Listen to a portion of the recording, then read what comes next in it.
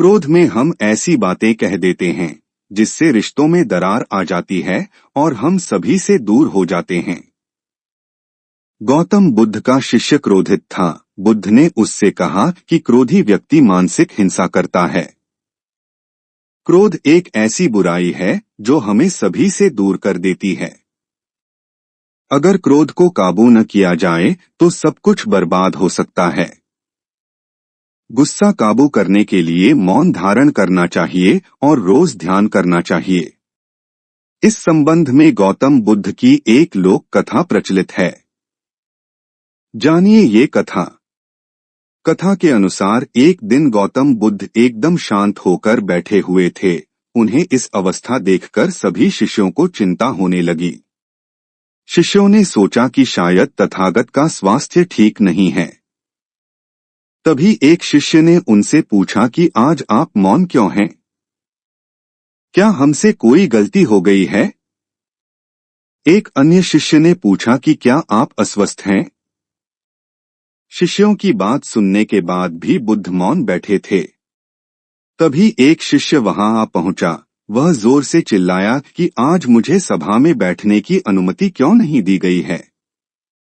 बुद्ध आंखें बंद करके ध्यान कर रहे थे।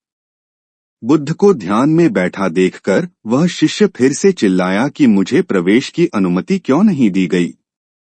एक शिष्य ने बुद्ध से कहा कि कृपा कर उसे भी सभा में आने दीजिए। बुद्ध ने आंखें खोली और बोले कि नहीं, वह अछूत है, उसे आज्ञा नहीं दी जा सकती। ये सुनकर सभी शिष्यों हैरान हो गए। शिष्य बोले, हम जात पात का कोई भेद नहीं मानते, फिर वह अछूत कैसे हो गया? बुद्ध ने कहा कि आज वह क्रोधित होकर आया है। क्रोधी व्यक्ति मानसिक हिंसा करता है, इसलिए उसे कुछ समय एकांत में ही खड़े रहना चाहिए। क्रोधित शिष्य भी बुद्ध की बातें सुन रहा था। अब उसे खुद किए व्यवहार पर पछतावा होने लगा। क्रोधित शिष्य को समझ आ गया कि अहिंसा ही हमारा धर्म है।